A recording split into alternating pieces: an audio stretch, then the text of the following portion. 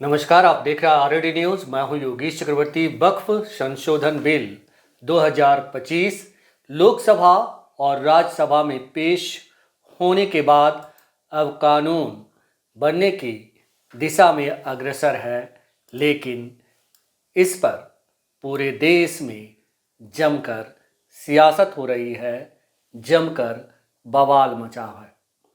कोई इसके खिलाफ सुप्रीम कोर्ट जाने की तैयारी में है, तो कोई या यूं कहें कि बीजेपी एनडीए दावा कर रही है कि वक्फ संशोधन बिल मुसलमानों के खिलाफ नहीं, बल्कि वक्फ का ज़मीन, वक्फ का दौलत लूटने वालों के खिलाफ है और हम इसमें ट्रांसपेरेंसी लाना चाहते थे और ये गरीब मुसलमानों के हक में है।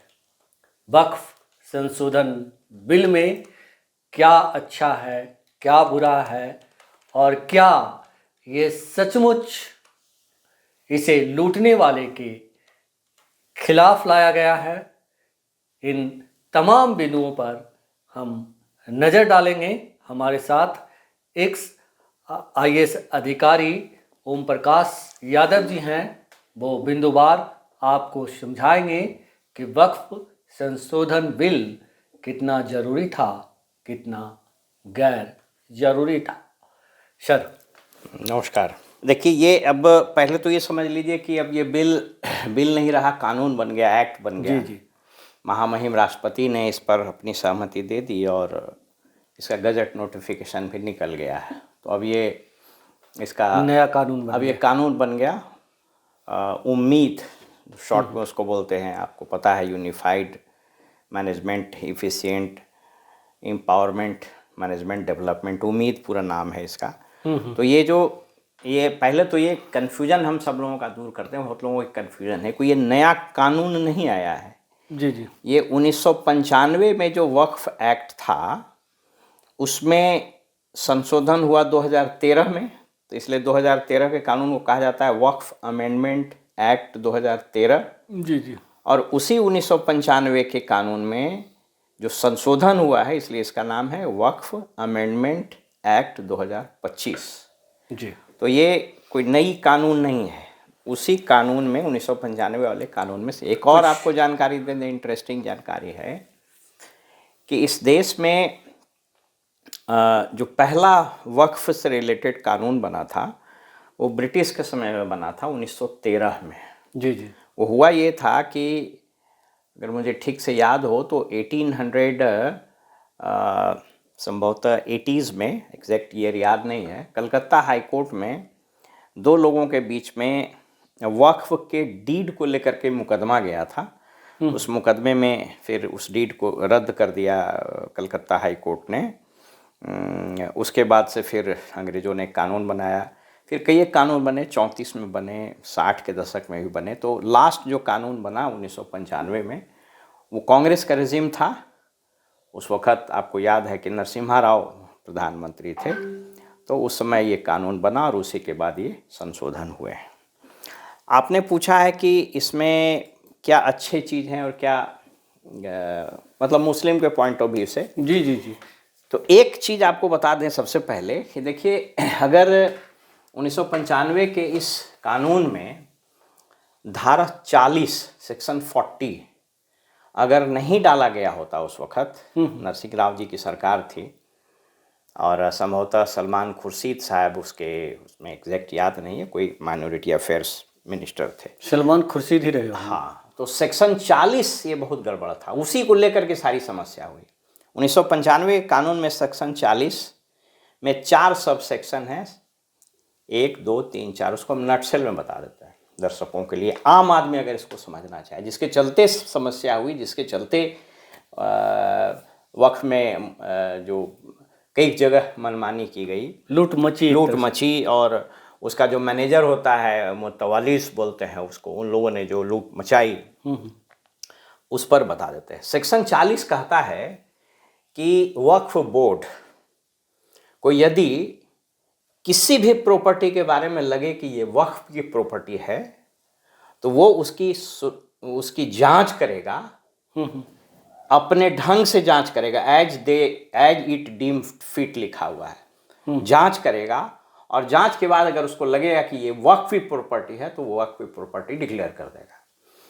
उसी सेक्शन 40 में आगे लिखता है दूसरे सब सेक्शंस में कि अगर कोई भी प्रॉपर्टी जो किसी ट्रस्ट में की हो या किसी रजिस्ट्रेशन ऑफ सोसाइटी यानी किसी सोसाइटी की जमीन हो या किसी भी कानून के तहत आपकी प्रॉपर्टी, किसी कानून जैसे हम और आप जमीन खरीदते हैं तो रजिस्ट्रेशन एक्ट के तहत जमीन खरीदते हैं, तो कहता है किसी भी एक्ट के तहत वो जमीन हो और अगर वक्फ बोर्ड को लगे कि साहब ये वक्फ की जमीन चाहे सिया की हो चाहे सुन्नी को, सिया करेगा तो सिया बोर्ड, सुन्नी करेगा तो सुन्नी बोर्ड, आपको पता है कि अलग अलग वक्फ बोर्ड है, तो वो उसकी इंक्वायरी करेगा, सुनवाई करेगा, नोटिस देगा और वो डिक्लेयर कर देगा वक्फ की प्रॉपर्टी।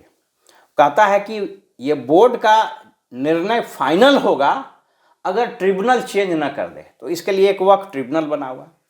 ट्रिब्यूनल में समस्या क्या थी कि उसमें मुस्लिम रिप्रेजेंटेटिव्स का ही इलेक्टोरल कॉलेज बना हुआ था, उसमें एमपीज वगैरह और बहुत लोग थे, यानी उसमें ट्रिब्यूनल में सिर्फ मुस्लिम रहेंगे, और अगर ट्रिब्यूनल में फैसला दे दिया तो फिर फाइनल उसके अगेंस्ट ना तो आप सिविल कोर्ट जा सकते थे, नहीं आप हाई कोर्ट और सुप्रीम कोर्ट जा सकते थे। ये प्रावधान सबसे गड़बड़ था। आपको बताते चलें कि इस देश में जो ट्रिब्यूनल की व्यवस्था की गई है, सबसे पहली ट्रिब्यूनल मुझे अगर ठीक से याद हो तो आज़ादी के पहले 1941 में इनकम टैक्स ट्रिब्यूनल बना था। बाद में संविधान में एक आर्टिकल 323 अगर मुझे ठीक से याद हो, अगर मैं गलती हूँ तो आप रेक्टिफाई कर दीजिएगा, 323A, उसमें एक ट्रिब्यूनल की व्यवस्था की गई है। इस देश में बहुत सारे ट्रिब्यूनल हैं कि केसेस चूँकि रेगुलर कोर्ट्स में बहुत लोड रहता है, इसलिए ट्रिब्यूनल उसका फैसला करेगा। लेकिन इस देश में जितने भी ट्रिब्यूनल्स हैं, सैकड़ों ट्रिब्यूनल्स हैं, ट्रिब्यूनल के जो फैसले होते हैं वो आप कुछ के हाई कोर्ट में अपील होता है और कुछ के सीधे सुप्रीम कोर्ट में। ये एकमात्र ट्रिब्यूनल था इस देश में जिसका कहीं अपील नहीं था, और ये एक ऐसी जबरदस्त मनमानी थी कि जिसके कारण लोग कहते हैं कि कदाचित अगर कांग्रेस ने ये सेक्शन 40 नहीं डाला होता 1995 के एक्ट में तो शायद बीजेपी को यह कानून लाने की आवश्यकता ही नहीं पड़ी थी। इसलिए मैंने एक बार कहीं कहा था कि लम्हों ने खता की थी और सदियों ने सजा पाई। जी बिल्कुल। तो जहाँ तक आपने पूछा कुछ अच्छी चीज़ें का, तो अच्छी चीज़ों में मैं 5 चीज़ आपको बता देता हूँ। पहली अच्छी चीज़ ये हुई है कि इस सेक्शन 40 को ओमिट कर दिया गया है। लॉ ऑफ द लैंड किसी भी देश के कानून में कोई एक बॉडी जो बेसिकली एक तरह से उसको इतना ताकतवर कैसे इतना ताकतवर, और वो कोई बहुत ही कानून के दृष्टिकोण से हो सकता है मुस्लिम लॉ जानता होगा, लेकिन ये तो मामला रेवेन्यू का है, तो उसको इतना ताकत कैसे दे सकते हैं। तो पहली चीज अच्छी ये हुई कि सेक्शन 40 को ओमिट कर दिया गया। दूसरी चीज इसमें देखिएगा कि मुतवलीस जो अपॉइंट यानी मैनेजर्स जो अपॉइंट होंगे उसके कुछ शर्त लगा दिए गए हैं कि इतना साल का उम्र होना चाहिए, उसको कोई मुकदमा में सजा नहीं होना चाहिए 2 साल से अधिक, वन साउंड माइंड का नहीं होना चाहिए वगैरह वगैरह। नहीं तो ऐसे ऐसे लोग इसके मैनेजर बने और उसका बेसिकली धंधा ही था जमीन का दलाली, और इसीलिए ये वक्फ बोर्ड बदनाम हुए। वक्फ बोर्ड या वक्फ की सारी संपत्ति, ऐसा भी जो हल्ला उड़ाया जा रहा है कि भाई सबका ले लिया, ऐसा भी नहीं था। लेकिन कहते हैं ना कि एक आम सड़ा हुआ पूरी टोकरी को गंदा कर देता है, तो कुछ मुत्तावलियों ने जो नंगा नाच किया और उसमें वक्फ बोर्ड के भी जो लोग शामिल हो गया। पटना में ही देख लीजिए, लोग बताते हैं कि साहब डाक बंगला चौराहे पर और बंदर बगीचा में बहुत सारे अपार्टमेंट और मॉल्स वगैरह बन गए जिसको इन लोगों ने लीज पर दे दिया। आप देखिए मजेदार बात, वक्फ क्या है? वक्फ का मतलब होता है, ये फारसी शब्द है ठहरना। नहीं, दान भी नहीं, फारसी का मतलब होता है ठहरना। बहुत लोग गलत गलत सब बात बोलते हैं। ठहरना माने आप अगर कोई प्रॉपर्टी वक्फ कर देते हैं तो वो प्रॉपर्टी ठहर जाएगी, यानी फिर उसका एलिनिएशन या उसका ट्रांसफर या उसका ट्रांजैक्शन नहीं हो सकता है। अल्लाह के नाम पर प्रॉपर्टी है, परपिचुइटी होता है, मतलब वो कभी भी खरीदा बेचा कुछ नहीं किया जा सकता। अगर ऐसा था तो फिर वक्फ की प्रॉपर्टी को लीज पर कैसे दिया गया? बिल्कुल। अब आप सोच करके देखिए, वक्फ की प्रॉपर्टी पर किसी स्टेट में 5 स्टार होटल बने हुए हैं जिसका किराया 12,000 रुपया महीने का किराया पर दिया है। तो अब वक्फ की प्रॉपर्टी अगर अल्लाह की प्रॉपर्टी थी, परपिचुइटी होना चाहिए, उसका कैसे ट्रांसफ़र हुआ? तो दूसरी चीज़, अच्छी चीज़ मैंने बताई है कि मुतवल्लियों के बारे में इस एक्ट में बहुत स्पेसिफिक कर दिया है कि ये कर सकता है, ये नहीं कर सकता, कौन बनेगा, कौन नहीं बने। तीसरी चीज़, आज के तारीख में टेक्नोलॉजी चीज़ों को ट्रांसपेरेंट बना देता है। तो जब टेक्नोलॉजी का इंट्रोडक्शन इसमें होगा, इसमें बताया गया है कि वो पहले भी बना हुआ था लेकिन और उसको अच्छे से कर दिया गया है, रजिस्ट्रेशन होगा, उसके पोर्टल पर चीज़ें दिखेंगी, और इसमें कहा है कि साहब CAG से इसकी ऑडिट होगी। क्यों नहीं ऑडिट होनी चाहिए, और इसमें आप डर क्यों रहे हैं? तो वो एक अच्छी चीज़ हुई है। इसके अलावा कुछ और अच्छी चीज़ें हुई हैं, जैसे इसमें इसको थोड़ा इंक्लूसिव बनाया गया है, जैसे महिलाओं का रिप्रेजेंटेशन वगैरह दिया गया है। ट्रिब्यूनल में जो नियुक्ति होगी उसमें डिस्ट्रिक्ट जज और एक जॉइंट सेक्रेटरी रैंक के अफसर होंगे, ये अच्छी चीज़ कही गई है। एक और अच्छा चीज़ किया गया, इसमें भी मुझको तो आश्चर्य लगता है कि RJD का एक MP या किसी और पार्टी का MP, पढ़ता उड़ता 3 लोग हैं नहीं, लोकसभा में ही गलत बोल दिया। सरकारी जमीन है या नहीं है, इसको एसरटेन करने के लिए जो पहला जो प्रपोजल था बिल में, वो था कलेक्टर करेगा। तो JPC में कुछ लोगों ने संशोधन दिया कि नहीं साहब, कलेक्टर नहीं, कलेक्टर से ऊपर का दिया जाए, तो ये इसको इनकॉर्पोरेट कर लिया है। अब कह रहा है कि अगर प्रश्न ये उठेगा, वह कहेगी किसी सरकारी ज़मीन को कि ये मेरी ज़मीन है, तो उस केस में कलेक्टर से ऊपर का अधिकारी, बिहार में उसका क्या मॉडस ऑपरेंडाई अपनाया जाता है मैं नहीं कर सकता, लेकिन मुझको जहाँ तक लग रहा है संभवतः ये पावर डिविजनल कमिश्नर को दिया जाएगा। तो डिविजनल कमिश्नर ये तय करेंगे कि साहब ये सरकारी ज़मीन है कि नहीं। अब इसमें कुछ लोगों को आपत्ति हो रहा है, नॉनसेंस है। इस देश में जितने रेवेन्यू लॉज हैं, BT एक्ट 1885, 1908 का CNT एक्ट है, SPT एक्ट है, ये सारे रेवेन्यू लॉज, रेवेन्यू तो कलेक्टर का ही काम है। कलेक्टर शब्द जो है, कलेक्टर के सबसे पहला माने इसकी उत्पत्ति जो हुई, आपके दर्शकों को हम बता दें, 1769 में पहली बार कलेक्टर बना। तो कलेक्टर तो रेवेन्यू का अथॉरिटी है। तो कोई जमीन सरकारी, कोई प्रॉपर्टी सरकारी है या नहीं है, तो कलेक्टर ना बताएगा भाई। बिल्कुल। तो इसमें कुछ लोगों को आपत्ति हुई। एक MP को सुन रहे थे कि साहब आप कलेक्टर को क्यों, हालांकि कलेक्टर को नहीं दिया, कलेक्टर से ऊपर के अधिकारी को दिया, लेकिन कलेक्टर को भी दिया है तो आपको क्या आपत्ति? जमीन के सारे रेवेन्यू का काम तो वही करता है। तो ये एक अच्छी चीज की गई है। एक दो चीज इसमें बड़ा जो है वो अभी बहुत क्लियर नहीं हो पाया है, हालांकि भी एक्ट का पूरा कॉपी आ गया है, इसका फिर से अध्ययन किया जा सकता है। जैसे दो चीज बड़ा इसमें लग रहा है कि इसका कोई जस्टिफिकेशन बहुत स्ट्रॉन्ग हमको नहीं दिखता है। पहला, इसमें लिख रहा है कि नॉन हिंदू वक्फ नहीं कर सकता है। तो वक्फ का मतलब तो बोलचाल की भाषा में आप समझिए कि इंडोमेंट हुआ, दान हुआ। तो मान लीजिए कि हम हिंदू ही हैं और हमारे गांव में, मान लीजिए कि एग्जाम्पल देते हैं, 2 घर मुस्लिम का है, उसके पास कोई ज़मीन नहीं है, उसके घर के लोग मर गए, तो उसको चाहिए कब्रखाना, ये कब्रगाह, कब्रिस्तान। तो मेरे पास ज़मीनें हैं, मैं उसको 1 एकड़ ज़मीन, 10 डिसमिल, 20 डिसमिल, कितना भी ज़मीन, उसको डोनेट कर दूंगा और वो उसका कब्रगाह बन जाएगा, कब्रिस्तान बन जाएगा। लेकिन ये एक्ट में कहता है कि आप नहीं कर सकते। इसका जस्टिफिकेशन हमको नहीं समझ में आया अभी। दूसरी चीज़ जो इसमें एक चीज़ है वो समझने वाली बात, हालांकि इसमें कोई कॉन्स्टिट्यूशनैलिटी इन्वॉल्व नहीं है। जैसे कुछ लोग बोल रहे हैं कि हम जाएंगे सुप्रीम कोर्ट और इसके कॉन्स्टिट्यूशनैलिटी को चैलेंज करेंगे, तो ये तो बोगस है। इसमें लॉ कम और पॉलिटिक्स ज़्यादा है। आपने देखा कि आर्टिकल 370, उसके बाद फिर आपको यूनिफॉर्म सिविल कोड में भी कुछ लोग गया था जो उत्तराखंड में लागू हुआ है, फिर सिटीजनशिप अमेंडमेंट एक्ट CAA में गया, तो ये सारे चीज़ में गए, तो सब में तो हार गया। तो इसमें कॉन्स्टिट्यूशनलिटी कम और पॉलिटिक्स ज़्यादा है। अब जो जितने ये बाकी दल हैं जो आप सर ये कह रहे हैं कि बीजेपी के उस दावे में दम है कि भाई हम इसमें कोई परिवर्तन नहीं लाना चाहते, हम कोई गलत काम नहीं कर रहे, हम तो बस इसमें संशोधन करके जो इससे वंचित हैं या वक्फ की ज़मीन को संरक्षित करना चाहते हैं और जो गरीब गुरबा हैं उनको इसका फ़ायदा मिले और ट्रांसपेरेंसी लाना चाहते हैं। हाँ, नहीं, वो थ्योरेटिकली वो लग रहा है। बीजेपी क्या करेगी अभी हम नहीं कर सकते हैं। देखिए, 2 चीज़ होता है, समझिए ऐसे, कानून में 2 शब्द है, एक को बोलते हैं लेटर और एक को बोलते हैं स्पिरिट।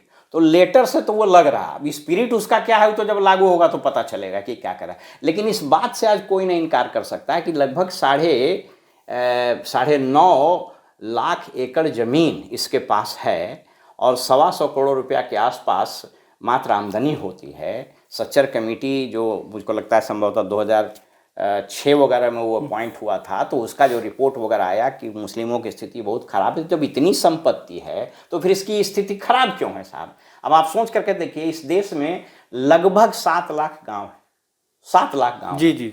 और इसके पास 8.5 लाख प्रॉपर्टी। एक शहर में, एक गांव में बहुत ज़्यादा प्रॉपर्टी भी हो सकती है। और यही बात हिंदुओं की भी है भाई। इस देश में जो एक आंकड़ा आया है उसके हिसाब से लगभग 7 से 8 लाख मंदिर हैं, रजिस्टर्ड।